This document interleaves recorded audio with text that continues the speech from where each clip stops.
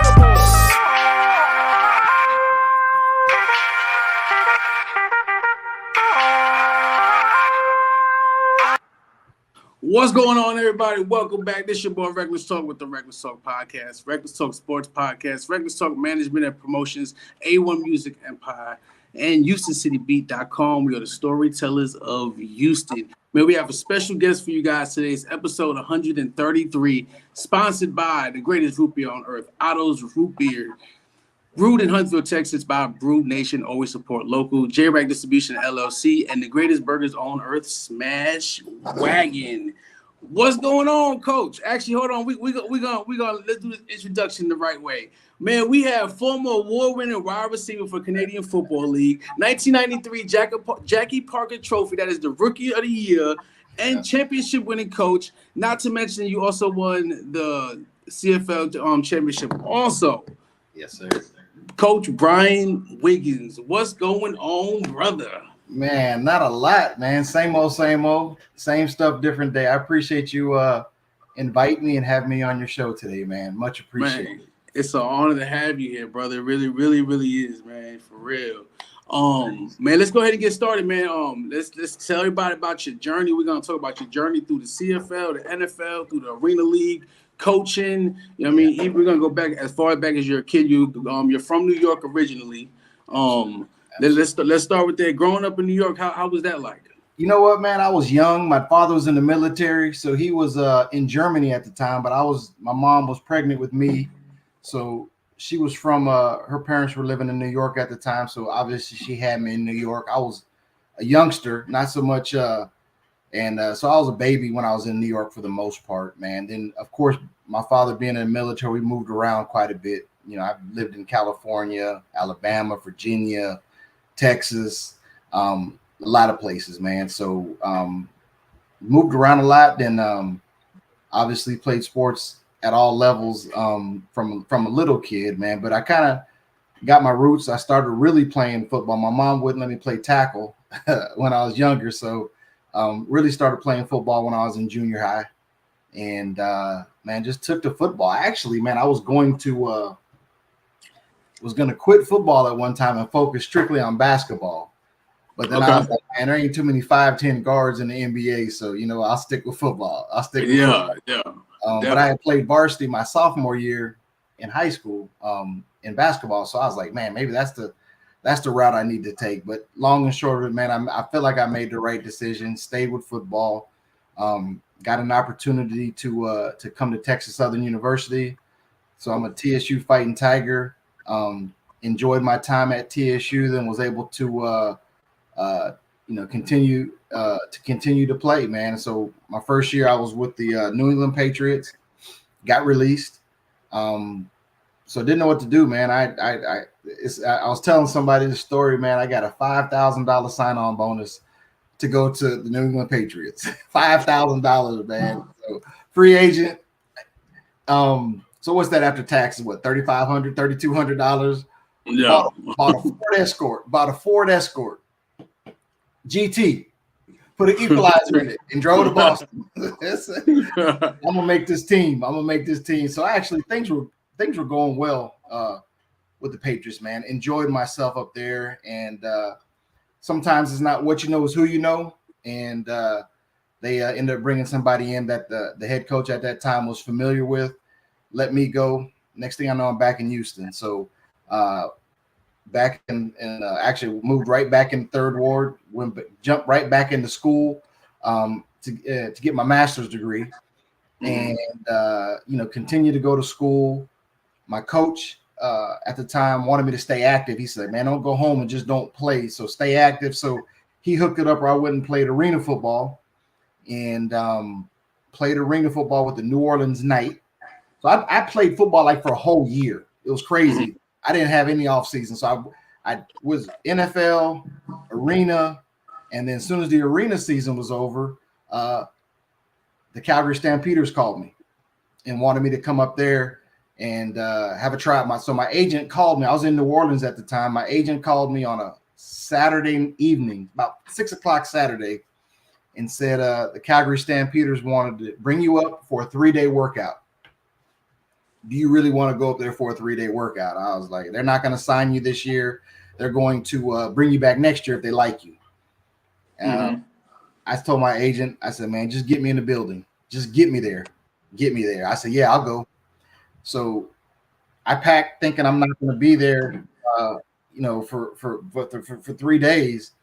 Well, man, that 3-day workout ended up being Rookie of the Year. Like you said, Jackie Parker Trophy. I pulled up to practice, and these guys were, when I pulled up to the facility, the guys were walking to. Hold up, time out. Let's backstep. Let's backstep a little bit, because this is good. This is gonna get good. No, you're good. Let's go back to high school. Okay. Because you were highly recruited coming out of high school. Correct. What made you choose Texas Southern, and at what point did you realize, you know what, this is what I want to do with my life? My stepfather went to Texas Southern, so he was an advocate of TSU. Had some other letters, other offers, but I stuck with TSU. And I came here. I played in the high school all-star game in San Antonio. It's the Northwest or East-West all-star game, North-South, something like that. Had a great game, had a couple touchdowns. TSU came knocking. And so I went to TSU. Was committed to going to TSU because my stepfather went there and had a lot of good things to say about it. But I knew, man, Jay, I knew when I was little that I wanted to play pro football. There was no doubt in my mind that that's what it was. I mean, yeah. Of course, everybody tells you, well, what do you want to be when you grow up? Well, only 1% make pro football. So what else do you want to do? I was like, I'm going to be that 1%. Yeah. There's no plan B. It's plan A. So I just dedicated myself, man, at an early age to play pro football. That was what I wanted to do. I remember when I got to TSU, we were in the dorms, and you used to have those little box refrigerators, and I posted on my refrigerator some of my goals. So your guys come in the room and they look at that, want to go pro, want to lead the SWAC and receptions, just different things. I want to start different things, and people laughed at me. But it all worked itself out, man. I'm big on visualization and talking it into existence. Yeah. For whatever that holds, it all worked itself out for me, man. But I knew at a young age, man, football was my thing. That was what I was good at, and from flag football to little league to middle school, I was always that guy, and continue to do that, and end up going to the highest level. That's dope. That's real dope. Can you what would be your most fondest memory performance-wise in college? In college, man, We played Alcorn State. I think it was Alcorn State. I think I caught like 12 passes or something like that. Playing against Steve McNair. We just balled out, man. It was one of my better games. But yeah, I think I had like 10, 12 catches for 180, 200 yards. But it was just nobody gave us a chance. I can't remember. We ended up winning that game, and nobody gave us a chance because they had Air McNair and all that kind of good stuff. But we went down to Mississippi and stole one. But I have a lot of fond memories of my time at Texas Southern, man. That was some of the best times of my life, man. Yeah. And then like you said, you as a child, you always, you knew you wanted to go to the league. One of the reasons why I invited you on the show, because hopefully we could touch an athlete out there that's their goal to make it to the NFL, but probably certain situations won't allow that, right? So there's other avenues, you know what I mean? And my brother took that avenue, you took that avenue, and you had an amazing career. You know what I mean? And life after football is even better. You know what I mean? What you got going, coaching, and we'll get into that further on in the show also. So once you went undrafted, how did that make you feel? And did that motivate you even more, or did it deter you a little bit? You know what? I was a little discouraged, and mind you, back when I came out of college, it was 12 rounds. It was 12 rounds. Draft was 12 rounds. Man, but I will say this, Jay, I knew I could play. I just needed somebody to give me a shot. So, hey, I didn't get drafted. I signed with New England right after the draft. Went and got me a New England academy or somewhere and put it on and went up to the yard. I'm going to the Patriots, man. And the crazy thing is, like I said, I bought a brand new car and drove to Boston. Yeah. Because I was going to make the team. That was just how committed I was to what I was doing. And what a lot of players, what I didn't know at the time is you see guys on TV at these big schools, Power 5 schools. I went to a small black college. But once you get up there and you're practicing and competing with them, you realize right then and there, there's a 6 degrees of separate. I mean, it's not that much difference. Yeah. Matter of fact, I venture to say that I was better than some of those guys. They went to bigger schools, obviously got drafted. Stats weren't as good as mine, but they got drafted. And again, a lot of times these athletic directors know. People know. It's a big fraternity football, whether it be college or football or pros, man. But I was determined, bro, and I was going to make it. And once you realize that you can compete with them, and just because I went to a smaller school doesn't mean anything. Yeah, I was hell on wheels after that, man. I ain't gonna lie. I was hell on wheels. And I wanted to run through that. And that's to get back to this point. So now you're in the CFL, Rookie of the Year. Mm-hmm. How and it's crazy. And I'm glad you mentioned the conversation you had with your agent. Well, do you even want to go up there because they're not going to sign you this year? Yeah. And now just imagine you said, you know what? You're right. Let's not do it. You know what I mean? But with you believing in yourself and believing in the process, the conversation goes from they're not going to sign you this year to your Rookie of the Year. Let's touch on that and let's talk a little bit about that, your rookie season. And let's lead up to you getting Rookie of the Year. Man, this is I'll give you guys the Cliff Note version, but I'll say this to anybody who's listening and just to having belief in yourself. So in the Canadian Football League, Jay, they have 18 games instead of 16 games like the NFL. So I'm out there balling, practicing.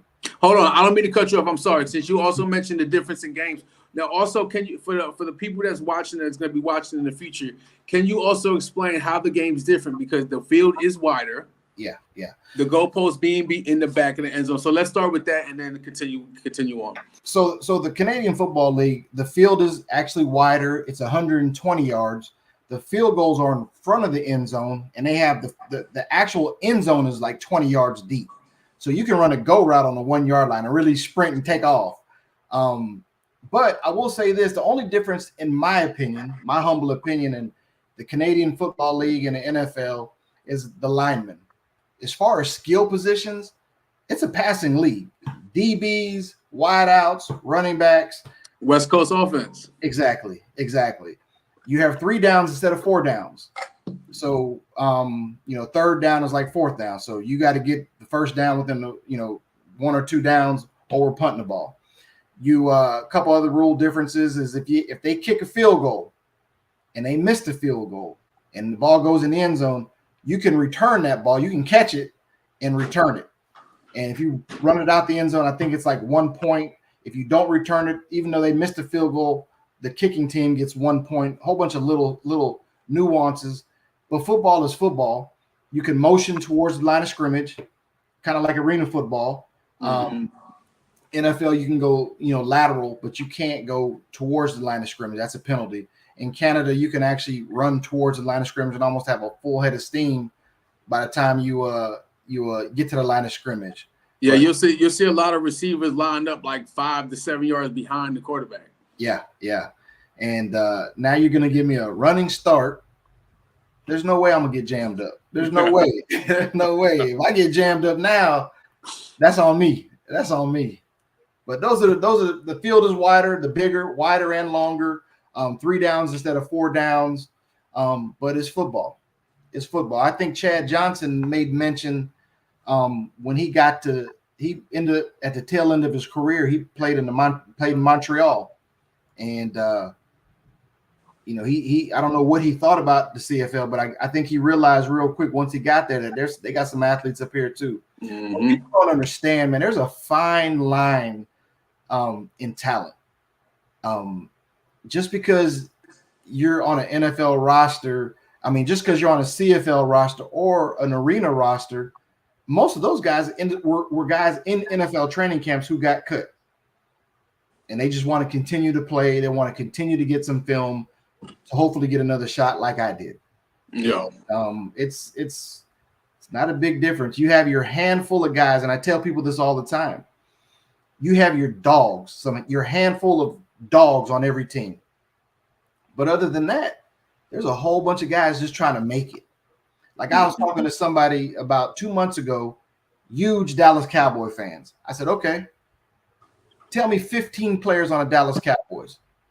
If you can tell me 15 players. So of course everybody's like, oh, we got Dak, we got CD, the main guys. Yeah. I said, okay.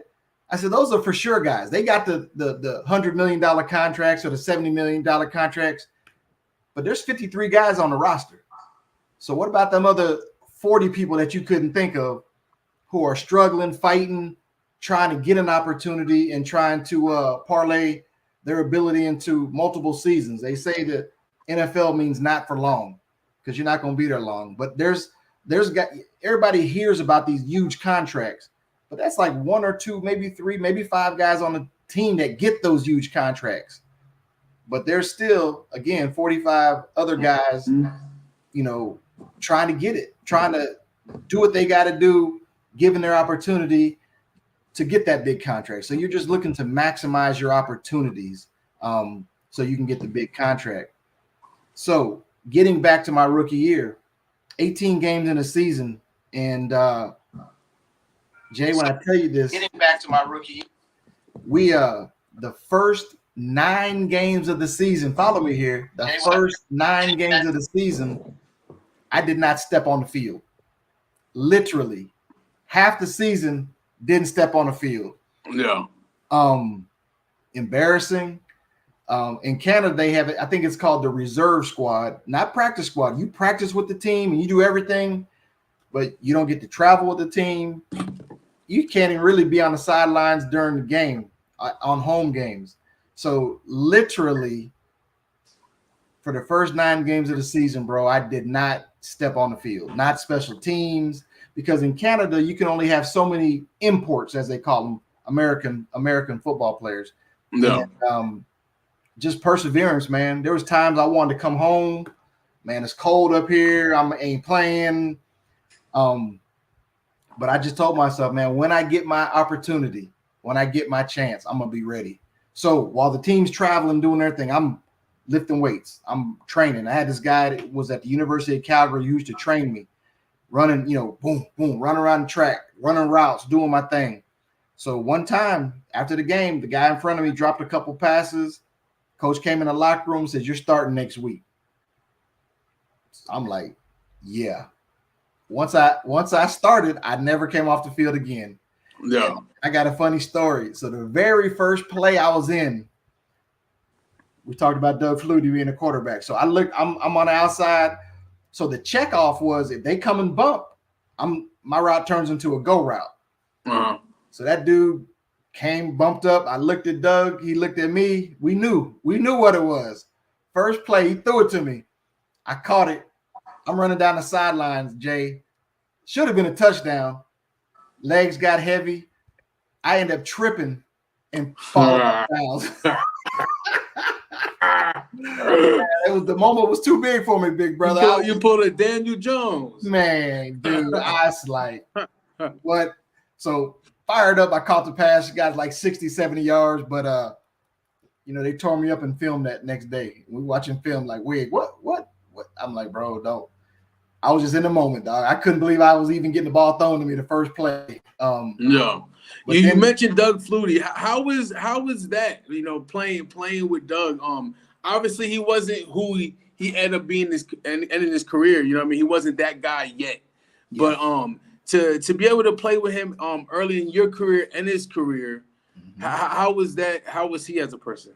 Man, Dougie Fresh. Great dude. I'll start there. A class act. Obviously, he was the highest paid on the team. You couldn't tell it. You couldn't tell by the way he acted. Good dude, very competitive, and had a chip on the shoulder just because the NFL kind of shunned him because of his size. Mm-hmm. So he was always, all the time, wanting to prove it didn't matter what size, how tall you were. Doug and I, we're looking at each other right in the face. He might be an inch shorter, but one of the most competitive guys I've ever played with, one of the most communicative guys I've ever played with. Meet with them, talk with them. And a lot of times, man, I'm like, man, I'm sitting here. I'm just Doug Flutie. I don't grow up. He was in Boston College through the Hail Mary and all that kind of stuff. And to catch your very first pass from Doug Flutie, that's priceless right there. Yes, man. Good dude, great athlete, very competitive, man, and he could ball. He just wasn't the typical drop back passer because he was 5'10", maybe 5'11", with some stilts on or something like that. But he was athletic, man. So the Canadian game worked perfect for him because he could roll out. Sometimes I'd come out of my break and I couldn't see him, but the defense would be holding their hands up and that ball just goes right over there, just through their hands. But like, man, I've been short my whole life, so he was used to it. But like I said, man, good dude, great competitor, and heck of a football player, man. Heck of a football player. That's dope. That's now real. I see him on TV all the time with them Nugenix commercials. Facts, for real. Yeah. All right, so fast forward, you had your first good game, whatever. You didn't come off the field. Let's get into the playoffs. Did you guys think you had a chance to win the cup that year? Yes and no. We weren't playing great ball. But when you got Doug Flutie, man, you always got a chance. He'll turn. I mean, man, if you just look at some of his highlights, man, he's about to get sacked. He does a 360 and runs there. So we felt like we had a chance, but we weren't sure. But as we had some rookies like myself, actually a buddy of mine from TSU was on the team as well.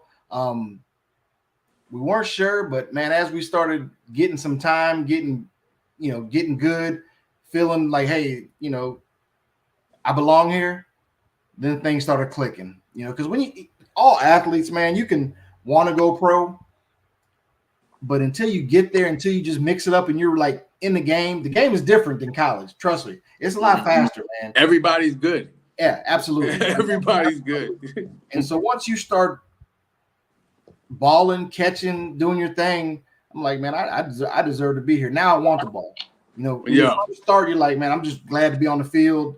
Let me see how this goes. Kind of like when I was my freshman year at TSU, we played Prairie View in the Labor Day Classic and in the Astrodome. I'm telling on my age now. And I was like, man, there were so many people. I was like, I want to just watch for a quarter. Let me just see what's going on here. Ended up starting, ended up catching the first pass, play of the game on my brother. It's crazy. I was in college. Oh, that's dope. He was covering me, and I ran a post, and I was like, dude, this dude's throwing me the ball. Okay, well, I caught it, and so I just wanted to kind of watch for a little while, and that's how I was in the pros at first, man. But once you start realizing, dude, I'm supposed to be here, and things just start kind of falling into place, man. I was blessed. Obviously couldn't have done it by myself. God has been good. God has shined his light on me, man. Gave me several opportunities to continue my career when it could have been over, but he gave me some. It was blessings, man. But yeah, the three-day workout turned into rookie of the year and rookie of the year and the championship. Yeah. So let's talk about that. All right. So you guys make it to the Grey Cup, y'all win. Experience number one. That's like a Cinderella's professional story, like for your life. You know what I mean? Absolutely. Like that's amazing. Like never give up. You never know what can happen. And then like I said, you win rookie of the year. You win the Grey Cup. You experience success like off jump, right? Mm-hmm. How did that carry over into the next season and the remainder of your career? The next season, let me say this real quick though. So I'm playing in the Canadian Football League. We win the Super Bowl, the Grey Cup. Then I come back to Houston, and nobody knows what Canadian football is. They're like, mm-hmm. is that pro? Is that pro? I'm like, yeah. I'm in a gym working out, and everybody wants to, how much do you bench press? Or, all that kind of stuff, man. But the beauty of it was, man, and I tell people all the time, man, football for me, it's given me a head start on life. You can't make the money that you make at that young of an age. It just gave me a head start on life. And the beauty of it was, came back, started working hard, and went back. But now they know who I am. So now they're, maybe I snuck up on some people in my rookie year. They didn't know who I was. They're double teaming somebody else. Now they're looking at me, double teaming me, doing what they got to do, man. So a little bit harder to get open to do what I want to do. And it's ironic, and you're a football head, so you know this, man. A lot of people, receivers in the NFL or anybody, they want to be the number one receiver. But there's been a lot of receivers who don't realize what comes with being the number one receiver. Mm-hmm. When you got a Michael Irvin back in the day, then Alvin Harper is killing it because they're double teaming Michael Irvin. They're double teaming Stephon Diggs. So it's just amazing how some of these number two receivers go beat number one and then they disappear because now you're that guy. They're watching you. But sometimes you can hide. The lights come on, you can kind of hide. They're double teaming this guy over here, and you may slide and catch 5, 6, 7 passes for about 90 to 100 yards. You do that 4 or 5 games. Now you're asking for a 5-year, $100 million deal. So yeah, exactly. It's a lot harder to be that number one receiver than people think it is. They think they're good, but now they know, okay, that's that guy. And now they're putting their best on you. He's following you around the whole field. You're like, man, it's tough. You're trying to run across the middle, people hitting you. It was a little different when I was younger, man, because you didn't run across the middle without getting hit. Now it's a little different, I guess concussions and rule changes, but there never was a time when I played that I felt comfortable extending my arms. Yeah. Knowing I'm giving up my ribs. I mean, yeah. Man, big shots to Ed McCaffrey for making that slot position. Yes. Making them earn some money now these days. Yes. Ed McCaffrey definitely did that for because like you said, back in the day, man, it was brutal. It was every play you getting smacked whether you got the ball or not. Let's touch on let's October 23rd, 1993. What does that date mean to you? You see that? That's that football over there. That's the game football over there, man.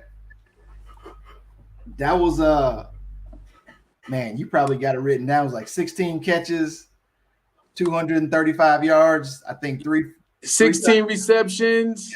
Yeah.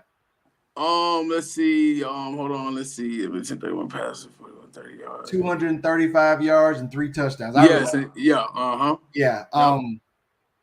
Man, just a normal day, another game. And one of those kind of deals, man, it was there's just some games you just feel it. And it might have been a game that they weren't paying attention to me. I wasn't the guy, but they realized soon, they had a guy on me.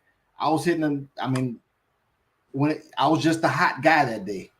And man, it just seemed like every time they threw the ball to me, man, I was coming down with the catch. One-handers, two. I mean, it was amazing, bro. It's, you see people winning these Grammy Awards and they go up there and say, this is a surreal feeling. And even throughout the game, people was gassed. Oh, dog, because you got like 9-10 catches. Yeah. I'm like, whoa. But it was just working out. And I had the hot hand that game, and they kept coming to me. And Guinness Book of World Records. Yeah, and it's still a CFL record to this day. Absolutely, to this day, still a record to this day. So congratulations on that. It's one thing to do your thing in little league, junior high, high school, college, but once you get to the pros, I don't care what level of a pro you are, the worst player in that league is better than any player in the street. Absolutely. People don't realize like the competition is elite regardless which level you play on. And I was gonna touch on this towards the end of the interview, but since you brought it up, like you said, when you came back after you won the Grey Cup and no one knew what the CFL was. And man, I just want to say big shout out to my brother, man, Michael Brown, because what we're trying to do for the league right now and for the Houston Energy, that's what he did for the CFL and for football in Canada in general. You know what I mean? Like it's frowned upon. Oh, if I can't make it to the league, there's nothing else I can do. And my brother made it known. No, you can go to Canada. You can go to Europe. You know what I mean? Like there's so many other outages, pathways you can go. And like Canada is like, it's all about football now. It used to be all about hockey. Yep. And now it's all about football. He started his own semi-pro league. He coaches the St. Mary's Huskies. Big shout out there to Alabama of Canada. You know what I mean? Like, so he's done so much. So, like you said, from you playing back in the 90s until here we are 20, 30 years later. And now it's like everyone knows what the CFL is. You know what I mean? Absolutely. So that's real dope just to be able to see the growth from when you was playing to now. You know what I mean? Absolutely. Let's talk about, man, the Panthers. Let's talk about how that came about. So it was my last year of my contract. So Calgary was trying to get me to re-sign, and I just was stuck on stupid, man. I want to go to the NFL. I felt like I was shortchanged the first time, and I wanted to get back there. So I was just kind of dead set on getting back there. And so it's Carolina, Indianapolis, Tampa Bay, and the Cardinals, Tampa Bay, Indianapolis, and Carolina. So those were really the 4 teams that were really just working. They came to work me out, this, that, and the other. And ended up in Carolina, man. It came down to the Cardinals or Carolina. So I didn't know which one. That's when Buddy Ryan was at the Cardinals. And so I went down there, worked out, had a great workout, and was excited. So they told me, I think I worked out for them like on a Monday or Tuesday. So they said, hey, we want him here for the weekend. By the weekend, we want him to be down here so he can be an off-season program, this, that, and the other. Cool. But I was in grad school at the time.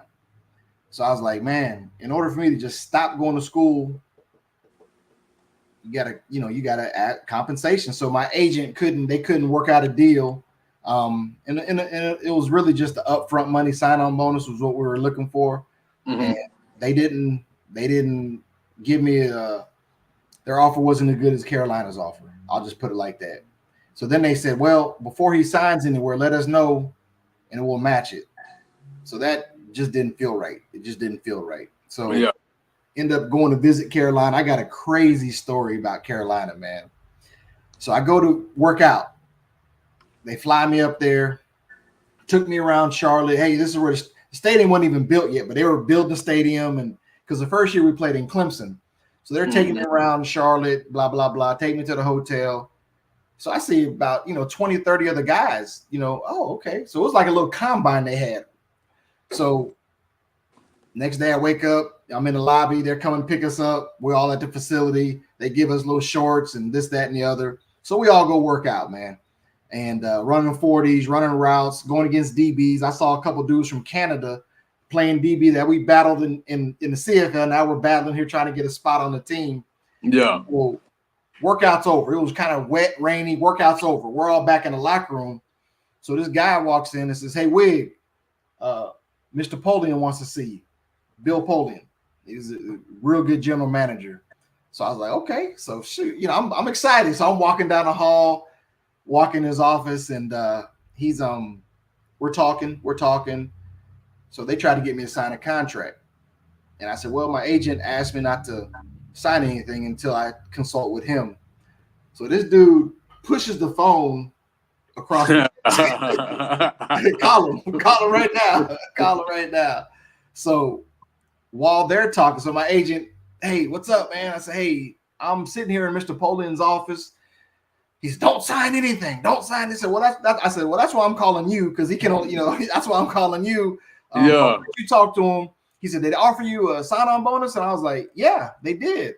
And so he's like, "How much?" I said, "Well, you tell me, because I got Mr. Polian over there listening to my conversation." So he started rattling off these numbers. I said, "Nah." He says, "Higher?" I said, "Yeah, higher? Yeah." He said, "Oh man, sign that shit right now." So I give the phone to Mr. Polian, and then the guy comes in and says, "Hey, we got to take him to Carolina Medical Center to get his physical." Okay, cool. So I'm out. I'm out. Good. So I leave. They take me to Carolina Medical Center, give me a physical, put the little did all that, right? So then they're rushing me to the airport to get on the flight. So in my mind, Jay, I'm done. Okay, I got out that office. I ain't got to sign nothing. I'm good. And I walk into the airport. Hey, okay, I'll talk to you later. Blah, blah, blah. Brian Wiggins, pick up the black phone. Brian Wiggins, pick up the black. It was the black or red phone or something. I'm like, yeah. And so then I said, "Hey, man, where's the black phone, whatever?" So they said, they pointed to, it's like on the side. It was going. So I pick up the phone. I said, "Hello." So this is my agent. He said, and this again, I'm telling my age because we didn't have cell phones back then. I didn't have a cell phone. So he's like, "Hey, man, they're in the airport. Don't sign anything. They're in the." I'm like, "What?" He said, "They're in the airport trying to get me to sign the contract." I'm like, "Okay, all right." So I go through the little security and all that. And so I saw my gate. So I just said, I'm just gonna sit in Chili's. There's a little Chili's restaurant. So I sat in Chili's for a little bit. First call, Houston, Houston Bush. Second call, third call. So Yeah. Boom. Mad dash to the plane, right? Boom. So I showed the lady my little thing. Beep. So I'm going through the tunnel, right, to get to the plane. Dude was inside the tunnel waiting for me to sign. I walked in. I'm like, "Oh," I looked at him. He looked at me. Here you go. I was like, man, my agent asked me not to sign anything. He says, "Are you crazy?" He said, this can change your life," which it could. I'm like, he said, if you don't sign this, the deal's off the table. No. I'm like, man, I was in my mind. I'm like, well, worst case scenario, I go ahead and sign this. I know at least I'm getting this amount right here. Yeah. And so I said, man, I can't sign it. And he said, "You're crazy," and walked off. I got on the plane. Now I'm like aggravated, like, oh man, I might have messed. You got time to think about it. Yeah, now. I'm sitting on the plane, and then I fly to Houston. My agent picks me up. I'm like, "Dude, did they call you?" He says, "No, I ain't called me." I'm like, "You need to call them, man. You need to call. Let's get this worked out." So they played hardball for about a week, 2 weeks, whatever. And like every day, I'm blowing my agent, "Hey, man, did you call him?" "No, I ain't called." "Well, you need to call them, man. Let's get this." Because in my mind, they done got another group of guys working out. They gonna give that to somebody else. And long and short of it, man, it all worked itself out, and I ended up in Carolina, man. But yeah, dude, that was a stressful day, and they were inside a little tunnel, whatever, where little thing you walk. Yeah. I was like, man, just waiting for you, beat you to the punch. yeah. They're in the airport. I'm like, man, I don't know who I'm looking for, but I'm just gonna fall back. So about they in the airport. No, they in the tunnel waiting for me. Yes, bro. I was like, man. That's dope. Man, can you actually before we continue with that, Jeff Garcia, man, we didn't mention him, man. You play. She said, well, you said the Matrix. Let's talk about Jeff Garcia, man. How was it playing with him? The crazy thing is, man, I didn't play with Jeff a lot. Jeff was our backup. Doug, I mean, we practiced, great guy too, man. Dad was really involved. He went to San Jose State. Dad was really involved, man. But the Canadian Football League did wonders for Jeff, because when I seen him in Philadelphia, when I saw him at the 49ers, that wasn't the same Jeff Garcia that I practiced with for those, 2-3 years in Canada. Mm-hmm. So the crazy thing is, though, when I left, I think Doug played one more year in Calgary, then he went to Toronto or went to another team. Then Garcia took over the helm, and he was balling, man. I was like, God, that's Jeff. I mean, he was a consummate professional, worked on his craft, man. And, his dad was a coach in California. He was from Gilroy, California. Dad was really involved in what he was doing, but my extent with Jeff was, sometimes in the game every now and then, but mostly practice, showed up every day, did what he was supposed to do, which actually is reflective on how well he ended up doing in the NFL, man. And he balled out, man, in San Francisco. Then he ended up in Philadelphia. I don't know if he went anywhere outside of Philadelphia after Philadelphia, man, but I think he's like a quarterback coach now. Yeah, he is. He's a quarterback coach in the CFL. Yeah, he's a baller, man. I was quite surprised, actually. Not really surprised, but Doug got all the reps. Game time. Doug got the reps. But man, he honed his skills. I don't know if it was 2 or 3 years in the Canadian Football League, but he honed his skills and ended up doing great things in the NFL.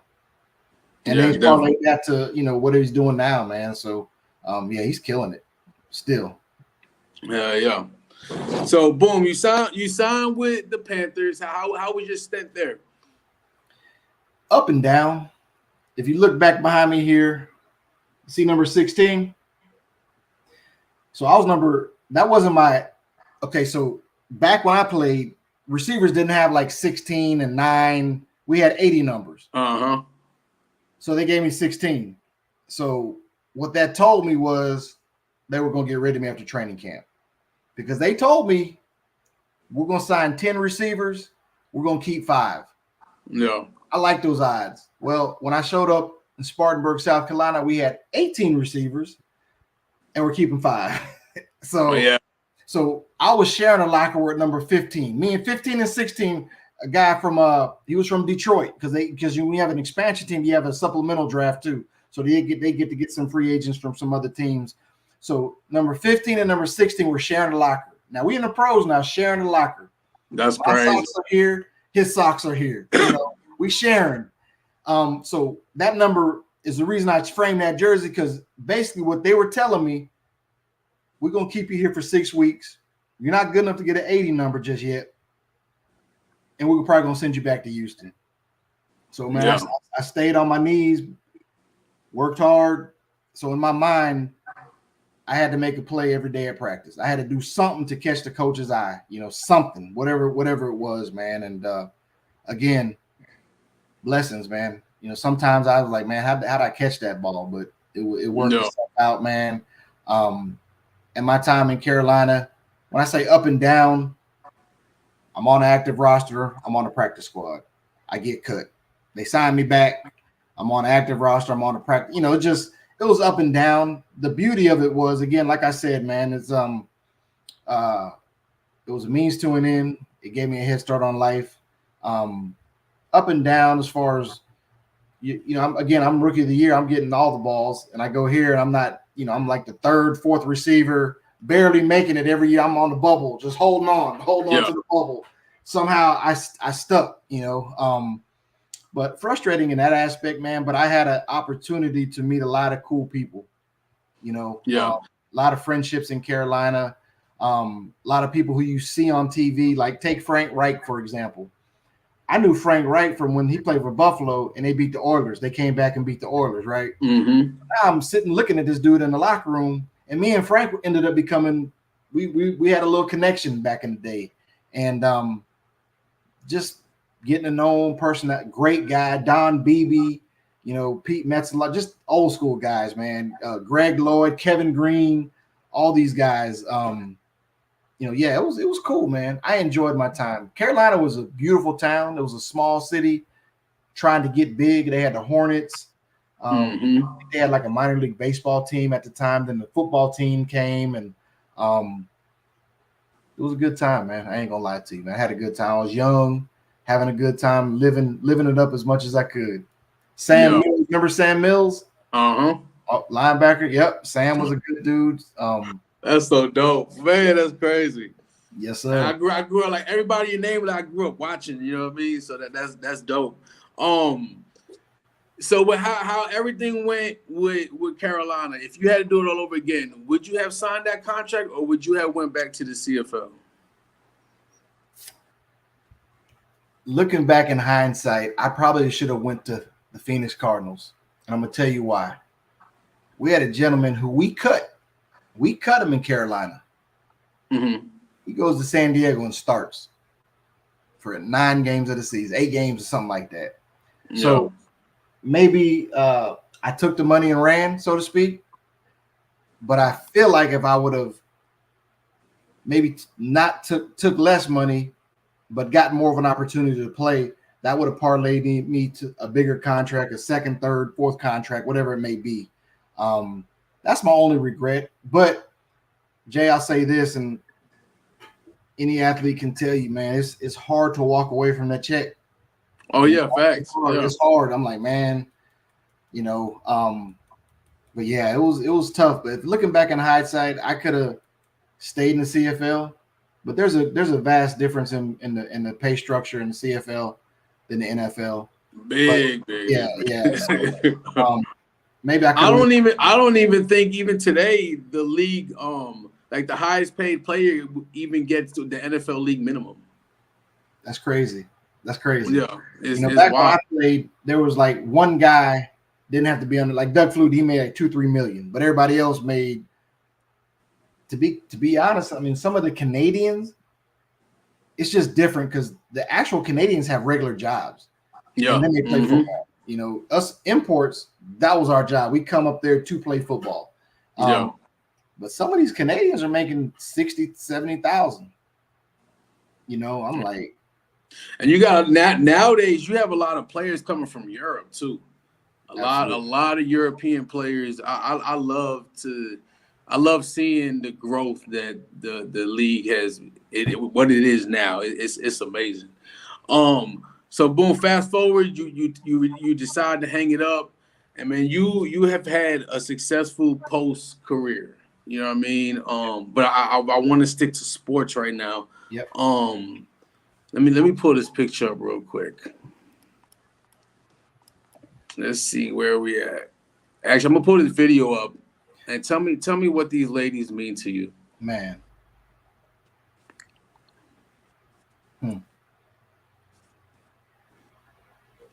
You like these pictures I found of you too, huh? You done dug deep. Oh, look at that. Yeah. I was about 50, 60 pounds lighter. Man, Houston versus everybody. Tell me what these ladies mean to you. Man, brother, I don't know. I don't know who's watching, so maybe some of the girls are watching, but I'm gonna just keep it PG and just kind of stay out of my feelings, man. Get in your feelings. Go ahead, get in your feelings. In all honesty, man, the Houston energy to me is everything. I mean, I sit and sometimes think about my journey, and I just really feel like this is what I was put here for. And I say that to say this, man. A lot of people have had kids. A lot of people are married. I'm not married, nor do I have any kids. those ladies are my kids. You know, I'm there. A lot of people, I've been called a lot throughout the years, soft, hard, you know, this, that, and the other too, you know, but you know, I'll take a call at 2 a.m. But the Houston Energy for me is football, right? But it means so much more than football. That's why sometimes I'll hashtag more than football. We may have met through football, but these ladies, a lot of them need the discipline, need the structure, need the team. I've had girls go to prison, come holler at me at practice before they go, get a couple $100 so they can put on their books when they walk in. Jay, you would be surprised at the conversations, the phone calls that I get. And just when I say that I'm done and I'm going to be, you know, I'm done, this is my last year or whatever, something brings me back. You know, I feel like I owe it to some of these ladies. Of course, on every team, you have your ungrateful people who don't deserve grace and mercy, but there's a lot that truly do, man. And there's not a lot that I won't do for the team. I'm all in, bro. I've done lost personal relationships. I done lost girlfriends over the years because I'm so committed to the Houston Energy. And it's, again, it's football, but to me, it's more than football, man. These ladies need it. These ladies have not had an opportunity to play football. Some of them, you know, when they're little, they haven't had the opportunity. It's just, you know, like I said the other day at the documentary, man, I'm going to carry the torch. My goal was to let these ladies play in front of the people I played with, the amount of people I played. Now, will that happen in my lifetime? Maybe not, but I'm here to carry the torch and do my part and hopefully get equity in sports for these ladies. You know, not to cut you off. Yeah, that might not happen right this lifetime, but let me tell you something. We're getting there. Last game we streamed over 2,500 viewers. There you We're go. getting there. Yeah, my body. I had to say that. We're definitely getting there. No, I was at the documentary, the Hurricanes documentary on Monday night, and one of the questions posed to me, you know, I don't understand why we don't put emphasis on our women athletes. You know, our let's take the best sport, women. Is it softball? Is it basketball? Is it soccer? I don't know, but I do know our basketball players have to go overseas to make the money that they want to make. Why is that? Why do other countries place value on them? No chartered flights. No chartered flights. Exactly. You know, I guess football is somewhere in there. We're not as prominent as, you know, like J.J. Watt, his wife played for the Houston Dash. I believe she had a full-time job, you know, and played soccer. You know, I don't get it why these other countries will treat our ladies better than we can here. You know, I've been fielding a lot of questions for this Harrison Buckner, the kicker for the Chiefs. You know, nobody knew who he was. He says what he says, and I don't know if this is actually a true statement, but I'm scrolling through social media. Why is his jersey one of the top selling jerseys now in the NFL? So, you know, now all of a sudden his jersey is the hottest selling jersey out there. Now, I don't know if that's really a true statement, but as much as there's a faction like myself that wants change, that wants equality, that wants to give these girls better, but then we're fighting against this other faction that probably doesn't. You know, there's haters. So I say all that to say this, man. This team is everything to me. This team has saved lives. I had a conversation with one of my coaches 3 weeks ago, and he told me what this team meant to him and how it's helped him. You know, he's just making bad decisions, you know, years ago and this and that. And for him to just really just call me and share with me what this team has meant to him and has helped him along the way. You know, of course, we've had many conversations, the countless players along the way over the years that have thanked Coach. That's why I continue to do it. Now, do some of these ladies piss me off? Absolutely. But it's when they tell me, one of my players on the team, after the first game, we lost.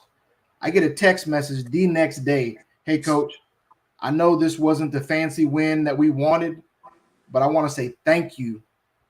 I've always wanted to play football, and I've never had a chance to play football. I want to say thank you for affording me the opportunity to freaking play football. That's why I do what I do, man. Yeah. It ain't for the wins and losses. I'm just like, yo, we're out there. We might as well win. We're out there busting our ass. But it's all the other ancillary things. It's all the lives that I've saved, that sport has done. There's a lot of people who probably would be doing something more heinous if they weren't playing a sport, whether it be football, basketball, soccer, hockey, whatever it is. And I just look at what football has done for me, and I want to be a blessing, man. I don't know the saying, was it too much is given, much is expected, or too much is given, much. I don't know the exact words, but I feel like I'm wearing that crown and I got to give back, bro. My grandfather passed away years ago. I was at his funeral and I asked myself, I'm listening to all these people talk about him. And I asked myself, if I died, what would people say about me? Oh, he was a cool dude, blah, blah, blah. But I've had some incidents, just like everybody's had incidents in their life that have been changing, that have made you change. And I've had a couple incidents in my life that have made me change the person who I was. And, here we are. I'm going to continue to do this, whether I'm coaching, whether I'm not coaching. I'm going to own it, because there's a lot more work to do. There's a whole lot more work to do. And like I said, to get those text messages, to have these conversations. Just recently, I, talking to one of my players, man, talking about doing harm to herself, just stuff like that, man. I'm available to talk to, and if I can help them through this time in their life, and if football is what makes them, they can, get the stress off their life, they can go hit somebody for free and not worry about getting in trouble, then so be it, man. But yeah, man, it's so much. I want so much for this team.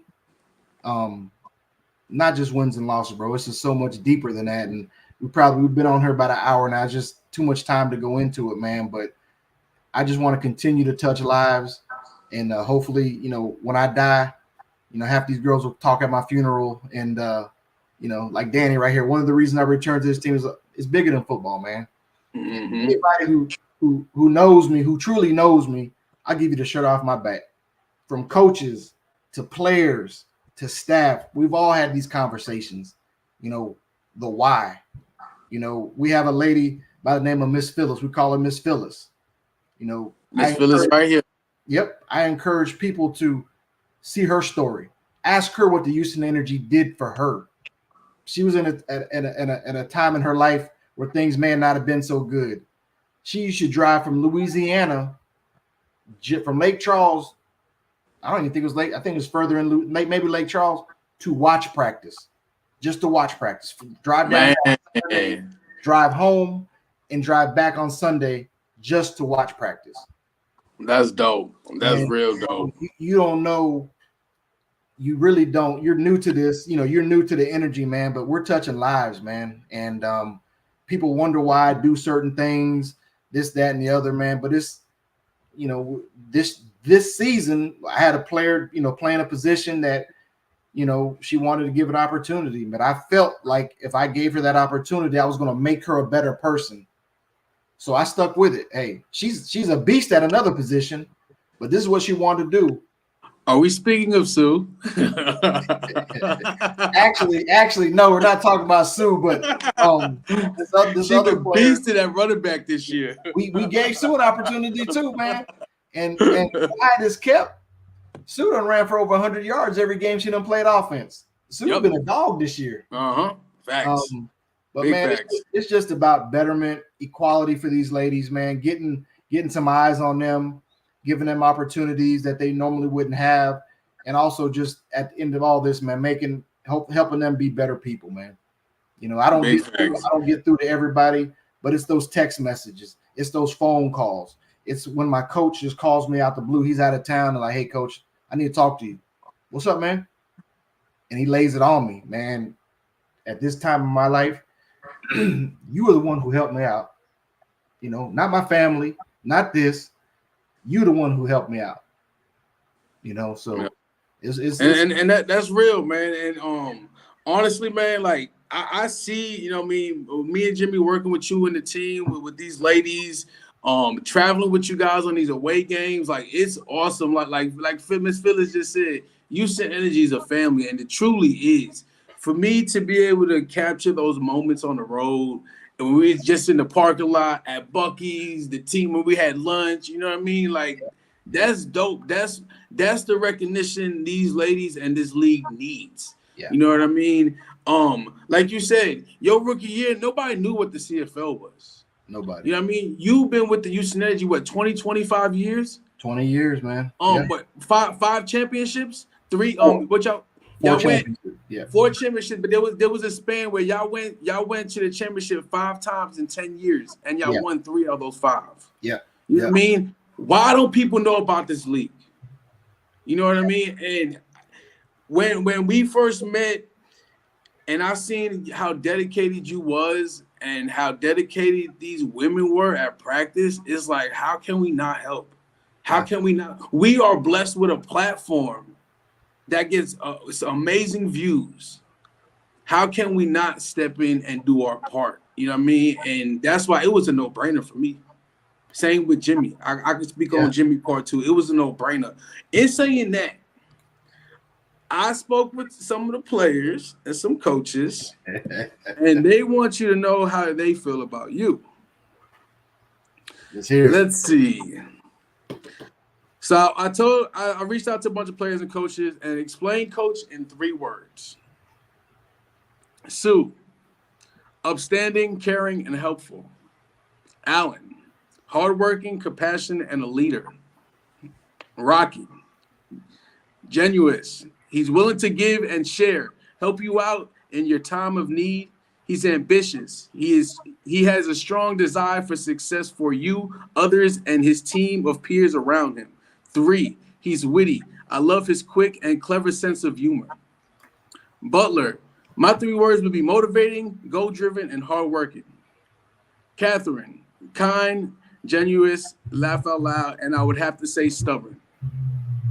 Our Hawaiian, loyal, dependable, and rich.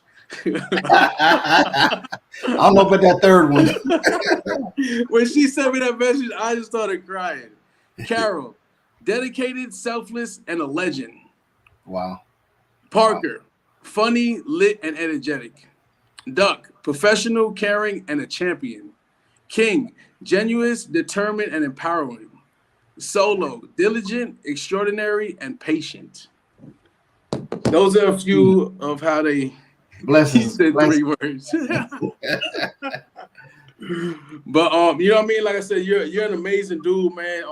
You had an amazing career in both leagues, but I truly believe this is your calling, man. And we haven't even touched on everything else you got going on and your other career paths. You know what I mean? Like I salute you, man, for real. And out of all these words, the one that really stands out, patience. Patience. You gotta have patience, man. You gotta be. These ladies drive me crazy sometimes, bro. I'm already losing my hair. Got some grays over here. They run you crazy, man. But you know, I love it, man, and I'm here for it. I'm here for multiple championships. I'm here, and man, talking about it, man. We winning one this year, man. Before we get off this, man, y'all gonna be in California on Saturday. Yeah. Game of the week, so it's gonna be on ESPN2 if I'm not mistaken. Is it? Don't give me the line. I don't think that one's gonna be on ESPN2. I know it's gonna be on some. It's For the People sport outlet, either Women in Sports. There's a channel, Women in Sports, or For the People or something. But I'll definitely give you the link. See, they just need us to go and let us keep doing what we've been doing because we've been killing it. We've been killing it. One thing I will say, big shout outs to the league. They see what we're doing every week. They share our streams. And what I also noticed now, a few teams have their own YouTube channels now. Nice. And are streaming games. Yeah. So here we go. Imitation is the best form of flattery. F2F on Roku TV. You know what? Danny, I just bought a Roku TV today. You know what I mean? I got me a little Roku TV in the room. You know what I mean? Now that's dope though. So everybody make sure y'all F2F on Roku TV. Like I said, it's the game of the week, so we will not be able to travel with them. But we will be back next week for the last game of the season in Austin against the Austin Outlaws. Houston Energy, what do you got? 4-1? Yep, 3-1. 4-1. Yeah, we're 3-1 right now. Hopefully we'll be 4-1 after this weekend, and hopefully in the season 5-1, and hopefully, man, if everything lines up like it's supposed to, we'll hopefully host a playoff game June 29th. The championship is July 27th in Ohio. Canton, Ohio. Yep. Hall of Fame Stadium. I played there. I seen it. Man, I seen it. Yes, I'm like, I don't know if we're going to be able to allow to film that one, but we will be there. Yeah, for sure. But, man, Coach, I truly appreciate you, man. I appreciate, you know what I mean, what you're doing with this league and with these ladies, man. I got nothing but much love and respect, man. And, man, I look forward to continue this journey with you and the team, man, for real. Awesome. Man, Jay, I appreciate you having me on. Hopefully I didn't bore too many people, but man, it's a blessing that we met, how we met, and I know the girls have taken to you, man, and we're just trying to get our stuff pushed out there, man. And you're doing a damn good job of it, man. So we definitely appreciate you and Jimmy, again, putting up with us too, man, and just showing up. I mean, it's not easy putting together, and then you stood in for the announcer. Man, that was dope. Y'all showed out this year. Y'all gave the wrong person the mic. Man, if y'all need me on next year, I'm there to do that too. Yes, sir. And that's what I told people, man. It's like announcing football could be boring. First down, 5 yards. You know what I mean? You see here, I'm loud, I'm yelling. We turn this into a concert. You know what I mean? Let's have fun with the game. Just because it's women football, that don't mean we can't be loud and energetic like we do for the fellas. Absolutely. You know what I mean? Let's do it. You know what I mean? So I tell y'all, I'm gonna mess up a few names, but we gonna get it done though. Yes, sir. Man, this has been a great interview, man. I love the questions. I appreciate you pulling some old pictures from wherever you got them from. I don't know where you got them from, but and just kind of working on the back end with the players and the words, and much love, baby. I appreciate you. Trust me. Man, I appreciate you too, man. Anybody watching in the future, man, everybody watching now, we truly appreciate you guys. Please go ahead and share this, man. Share. Anybody watching in the future, we appreciate you guys. Also, like I said, man, keep following our streams every Saturday. Like I said, it won't be this Saturday, but next Saturday we'll be in Austin. So far, we have had, I want to say, just over 5,500 views on all games this season. So that's extra 5,500 views from family, strangers, friends that would never got to see that their loved ones or friends playing. So please continue, man. It's not about us. It's about this league and these ladies, man. So we truly appreciate y'all. Once again, man, it's your boy Reckless Talk with the Reckless Talk Podcast, Reckless Talk Sports Podcast, Reckless Talk Management and Promotions, A1 Music Empire, HoustonCityBeat.com. We are the storytellers of Houston. This episode is brought to you by Smash Wagon, J-Wag Distribution, and Otto's Root Beer. We are out of here. Everybody have a great night.